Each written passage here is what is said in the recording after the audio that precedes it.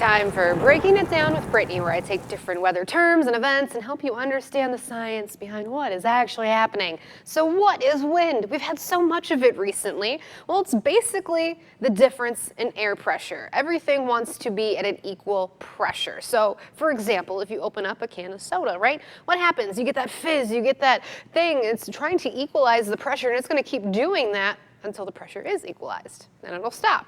Same thing, if you have a stronger pressure, it's going to take a little bit longer and it's going to be a little bit stronger as well. So that's how you get forceful winds. So here's what's happening.